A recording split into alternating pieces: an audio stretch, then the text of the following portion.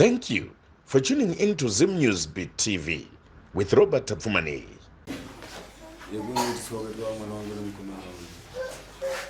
Saka makanzi muye musodinas. Pada kauya last time wanachanga siko makandiri na mwana usotwiti sana. Ari kumwana wako.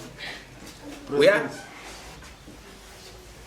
Pane vanhu vakadaidzira vanhu vasatwa wewe. Makamona ngo uya cheti. Ngepana. Mfape nokuru. Hauna kumitisa? Yeah? Andina. Hauna kuenzera naye? Andina urara naye. Kana kurara naye uri? Ari kukunyepera? Ari kunyepera. Unogara kupi? Batsira naye. Batsira naye. Kuna vamwe vanogara kubatsira naye fitiko kana ndiwo wani? Ayo wariko vamwe vanogara kubatsira naye. Hakuna vakomana? Varipo. Kuna vasikana? Varipo. Sei akakunanga? Andisindega ndakananga badominde. Eh? Andisindega ndakananga. Pakananga vanhu vakani? Vananga vamwe 2. Kwewo sei wakananga? Aini ndakambodana naye asi kurara naye. Iwe baba iwe. Mbopha. Ndakugara. Gara pa benji iwe.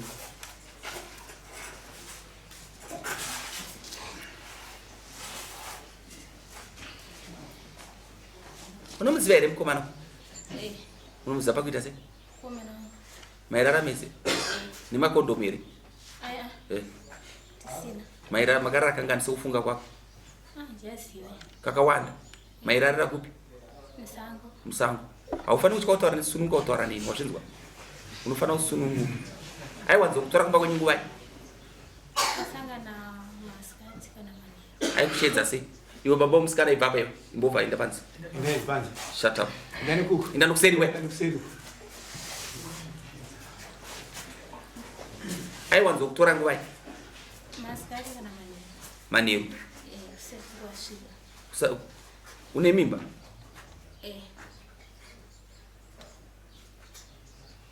Shofera padhuze naye kana wairara naye. Aikutanga kubata pai? Musango. Mbate we mugrepe. Zvaikuita.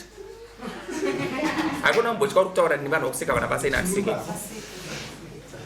Mubvunze kuti wakura pasina asi. Mubvunze usatye. Mubvunze iwe pindurana naye. Akunyepera inuzo. Ndati pindurana naye mubvunze. Ndani Iwe taura. mutaure zvabaita zvese. Ndobvira ndarara naye. Nyeba. Ndu chandoziva kwangokonze.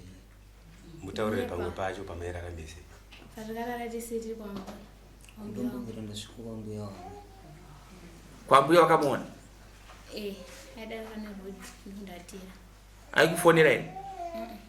Inde muna nodarika ndofatira. Undosaini yamuka mukapanana. Kuti ukangodarika ubhoza kuti ndaenda. Bisa Zambia.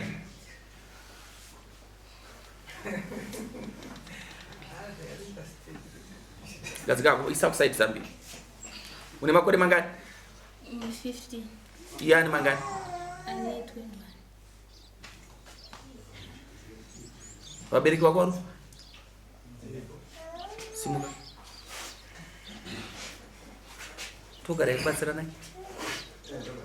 Ndati togara here kubatsira naye? Togara here kubatsira naye isusu? Anogara kubatsira naye ndiani? Wazvionawo zvikiitika? Sekufunga kusaba uri kuzviona sei?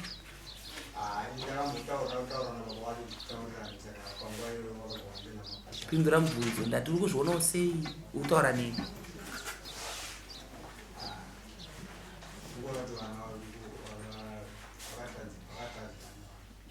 Haana kushina here mwana wako? Pindura mubvunzo iwe. Ndo toda kuti asi kukumanikidza toda kuti taura tichiwirirana. Haana kushina here mwana wako?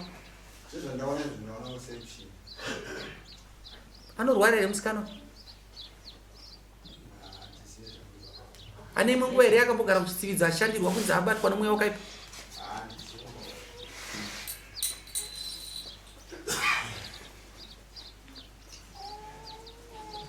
Aitaka kubvisa bhurukwa mwendo upi?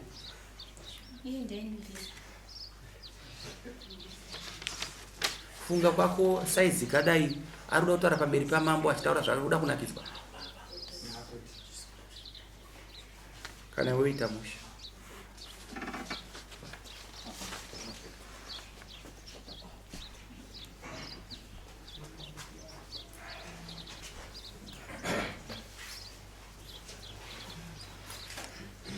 Mbova imise muri kugara kuseri. Anotende panzi. Ndepanzi. Damuzgora tinaro pakurarama kwatiriita mazuva ano. Mwana akangotera chiti panguva dzake akuda murume. Ndodamuzgora taita imwe damuzgora racho unokodzerwa naamai. Hamusi kudzidzisa vana kwataenda nonyika kwashata. Vanhu vari kuenda kuvarume vasina kukodzera kuenda kuvarume. Regai dzive shiri mazai hana mutu. Chedzaende panzi wei baba wachitoni iwe yogara.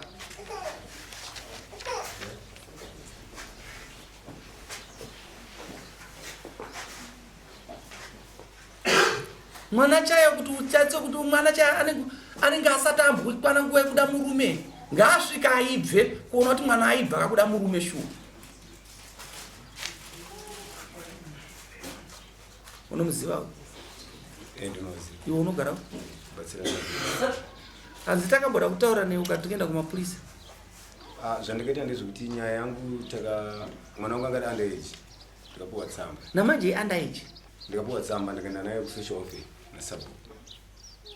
Ndobva vasungwa nemupurisa wasabhuku. Vakazati kaukanzira namashoko nemupurisa wasabhuku. Ndobva vazonditora vanditi iwe titaure nyaya.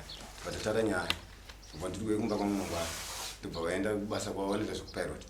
Vaenda kubasa kwavo vachidzoka vakanditosangana kuma2. Tikagara mumba pavo inini mhuri yangu madzimai namukoma nevamwe kusvika na5. Tikagara pamba pavo pagedhi. Ndobva vakazouya. Ndobva vati mukomana ari kuramba nyaya. Ndamuisira munhu amubvunza aramba. All nice problem. But aenda kumashops tikisvika kushopu kwamaichanda vakabva vatera nemota yavo. Ndobva maichanda vandishedza zvikanzi amakenzi vati izvi makosi anokwadza inini titaurirane. Kana tataurirana mukomana azouya kope anga akawanda kumunda ndandimutsvaga ndandimushaya.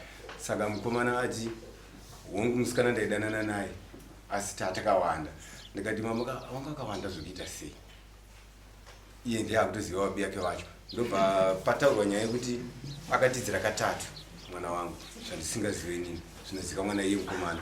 Ndobva ndabvunza maichana ndikati zvino imimi muri kuti mukomana atiti atakawanda vabereki ndivo vabvuma nyaya kuinini manje ndinoendesa sei mwana wangu ikoko plus ndinosungwa yeunderage. Ndobva nditaii tsamba yako yekushusha ofero. Tsamba dzangu ndipewo tsamba dziriya nomwe. Waenda kushusha ofero ukanzi chii? Ndobva ndanzi ndapuwa tsamba mbiri ndandikapa mukubvu neimwe yandikanziendesa kupolisi. Taenda kupolisi takaenda zveshuwa tikaenda kote kutanga panenge pakaita panenge pakushandiswa mari mubi yangu anowana ini handinyanye kuwana kudarika iye. Ndobva nyaya yangu yangovharwa ndikapedza ndakutofonewa naivo vachinditi taura nomupurisa zveshuwa ndichitaura nomupurisa uyo akutondi abuse pakutaura kwebio yakutondi komanje nyaya yacho kana yakudai. Madzimai yangu akagara papolisi shamba vabva kufonerwa naamai vanonzi amaichanda ivavo vachinzi muri kupikwe makamirirwa mukudiwa kukoti. Ndobva vanzi nemupurisa imi dzokere kumba kukoti hamusi kudiwa. Ndobva vafonera mukoma wangu mupurisa. Ndobva ati no imimi endai chete zvakadaro. Ndobva vaenda vachisvika nyaya yabva yanzi zvoni uyai musi wakati vabvoenda kukoti. Koti chitundi ndikazoenda ndinzi mukoti 1. Koti 1 ndikasvika zvikanzi mwana wako underage but mutemo wenyika zvinezvi wakutotitaurira kuti isusu hatisina nyaya dzeunderage zvatakuita ndezvoti tongombowesta kwamakaita dzokera henyu kumba. Ndikati saka ini ndodzokera kumba hapana here imwe nzira yekuti ndingatore nekuti ini nemwana wangu ndamubvunza nyaya yari ngoramba ndikotara munhu wayo. Zvikanzi mune makutenda kuonako kumba ikoko. Handainamba ndaudza sabhuku wangu. Ndaudza sabhuku wangu ndobva nditi nematauriro atakaita nyaya haifana kusvika. Isi taitotsvaga kuti mimi makaenda uku kumapurisa uku muende kunotaurirana kuti nyaya ireruke pasaite kusungisana ngaita sei mwana aende mukomana wake. But chakaitika ndechekuti mubi yangu akanga ane mari achiita sei achibhadhara mapurisa. Ndabva ndazosenzwa naZiadhuni mukuru mapipi. Ndobva ndichidza muofisi make zvikanzi marata tinourombo nyaya yako ndekuti iwe pasisina nyaya iyi ameno zvatakwanisa kuita panapa tinenge takutokwanisa kuti tokunyorera tsamba Vekuti wewe wende unobvisa kuti mwana ndo unobviswa pamiri. Kana kuti wende unogara naye kumba akadaro. Ndakati ina ndikwazi kubvisa pamiri. Nekuti mwana uyu pamwe achaberekwa ndiye achandichengeta. Saka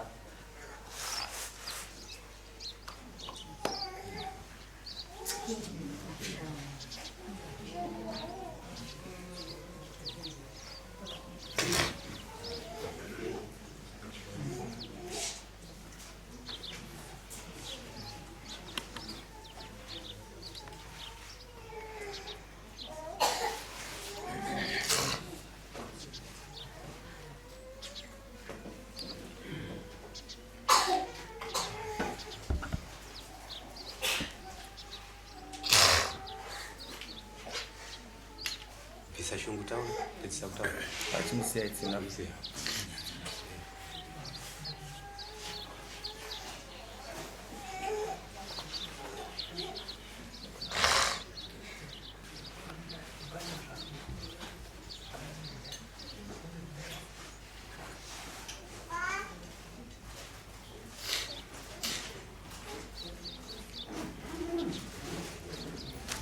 unonzi ani zita rako? Fungai Panji. Fungai Panji. Pakwa.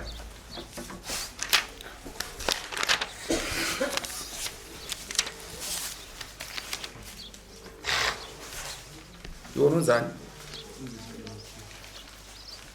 Unonzi ani? John Matthew. John Matthew.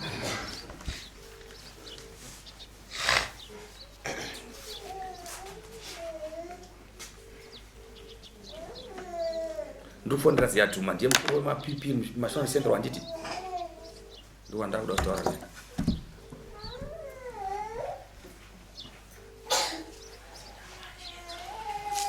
aisikuita yake andowaitaura naye ndowanda kuda kutaura naye kana kuti regai ntaure naprovincial majestic wacho isichopeti yomwana wati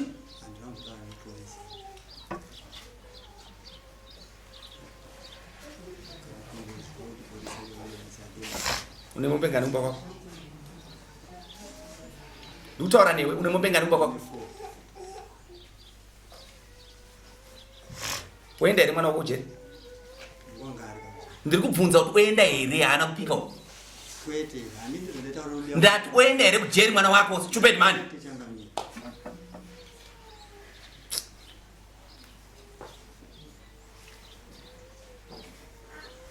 Waene kubatsira naye. Kusvika pano endotora mombe tuwe nadzo kurumbidza uronotora nei mombe dzacho ndikukumbira utina ndikukumbira utina amwani iwe understand what me I'm saying man stupid iwe enda nawe motora mombe izvo zvimwe nadzo pana namangwana ndiri wabuda enda unotora mbe wenadzo kudare kwamambo wazvinzwa here bhadhara mari $50 kurumbidza izvezvi samara kurumbidza kana pasina ndikuita zvinogara zvakandidoko ndiwanda kutangira kubva pauri tsvaga yaunayo